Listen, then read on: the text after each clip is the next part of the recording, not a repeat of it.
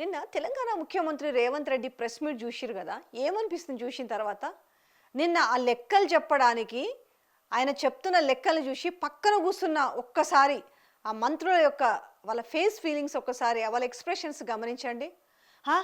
ఇన్ని సీట్లు మనమేడ గెలిచినాం, అదేంది మనము రెబల్స్ అని వాళ్ళ ఇండిపెండెంట్ల పేర్లని కాస్త రెబల్స్ అని మార్చి మన లెక్కలోకి వేసుకున్నాము.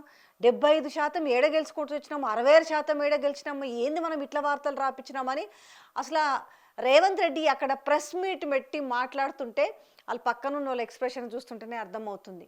అంటే ఒక దొంగ లెక్కలు చెప్పడానికి ఎంత ప్రయాసపడ్డారు అనేసి.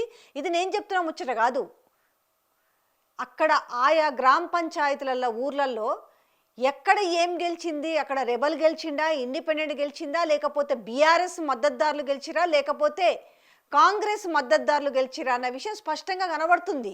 అయినప్పటికీ కూడా హడావుడి చేసి ఇక్కడ సీఎంఓ నుంచి వచ్చిన ఒక లెక్కల్ని ఇవి అధికారిక లెక్కలు అంటూ చూపించి నేను హడావుడి చేసిన ప్రయత్నం చూస్తుంటే అసలు ఎందుకు అంటే ఈ హులుక్కో జలక్కో అంటాం కదా, నిజంగానే మరి వాళ్ళ లెక్కల ప్రకారము 66% నిన్న గెలిచినామని చూపిస్తున్నారు కదా.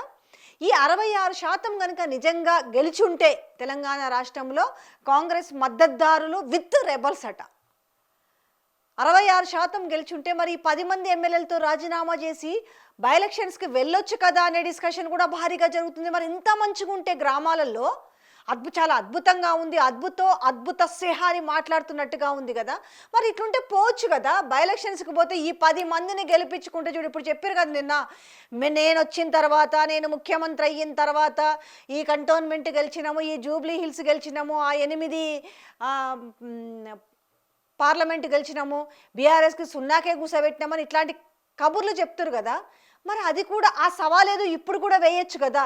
ఎస్, మాకు గ్రామాలలో వ్యతిరేకత లేదు, 66% మాకే మొగ్గు చూపిస్తున్నారు ప్రజలు అన్నప్పుడు ఈజీగా ఆ 10 సీట్లను కూడా కొట్టేయచ్చు కదా. మరి ఎందుకు వాళ్ళపైన అనర్హత వేటు వేయడానికి ఎందుకు జంకుతున్నారు?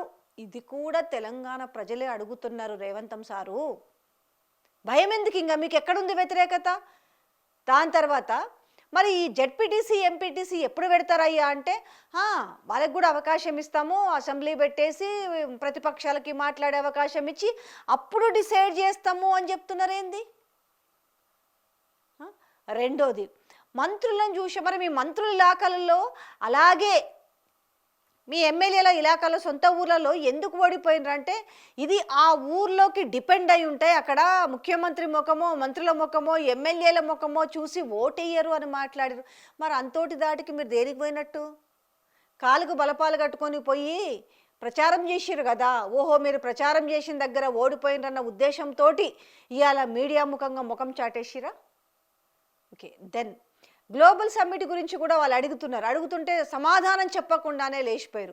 ఇంకా ఘోరమైన విచిత్రమైన విషయం ఏందనంటే ఈ ఫిరాయింపు ఎమ్మెల్యేల గురించి రేవంతం సార్ మాట్లాడిన మాటలు కూడా చాలా ఆశాస్పదంగా ఉన్నాయంటూ మనం ఇప్పుడు సోషల్ మీడియాలో సెటైర్లు కూడా చూస్తున్నాం కదా. మరి వాట్ అబౌట్ దానం నాగేందర్ అంటే అది ఆయన్నే పోయి అడగండి.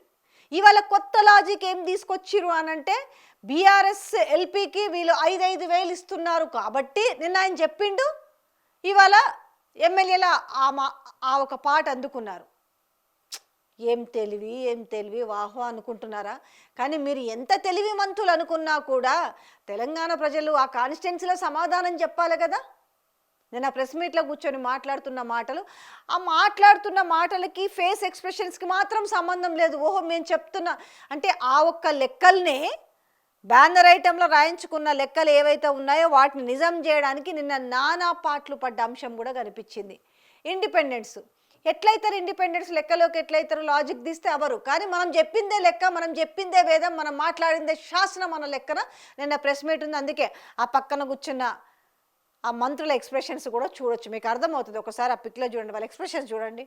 వాళ్ళు దిగాలుగా మోకాలు వేసుకుని అవునా, ఇది ఎక్కడ జరిగింది, ఇదెంత, అవునా, నిజమా, ఎప్పుడు, ఎక్కడ అన్నట్లుగా ఉంది. ఇంకొక ముచ్చట ఏంటంటే యాక్చువల్గా వీళ్ళకి 20వ తారీఖే ఉంది సర్పంచుల ప్రమాణ స్వీకారం. దాన్ని ఏం చేసిరు కదా 22వ తేదీకి మార్చిరు. ఎందుకు మార్చిరో తెలుసా? దాంట్లో కూడా ఒక లాజిక్ ఉంది. ఏంటంటే 21వ తేదీనే దాదాపుగా 1000 మంది సర్పంచ్లను ఇప్పుడు దీంట్లోకి చేర్చుకోవాలని చేసి టార్గెట్ మంత్రులకు అండ్ ఎమ్మెల్యేలకు పెట్టారు. ఈ 1000 మందిని అందులో కలుపుకొని ఇగో ఇంతమంది అని చెప్పి చెప్పించుకోవడానికి. దేవుడా పాపం ఎన్ని కష్టాలు వచ్చినాయి అనిపిస్తుంది చూస్తుంటే. ఆ కాకి లెక్కలని మార్చుకొని ఆ దొంగ లెక్కలు చెప్తున్న విధానం చూస్తే ఇదంతా పచ్చబద్ధం అన్నట్టుగా పక్కన మంత్రుల ఎక్స్ప్రెషన్ చూస్తుంటేనే అర్థమవుతుంది ఏ రకమైన వ్యతిరేకత ఉంది గ్రౌండ్లో అన్నది నిన్న వాళ్ళ ఎక్స్ప్రెషన్స్లోనే కనిపించింది.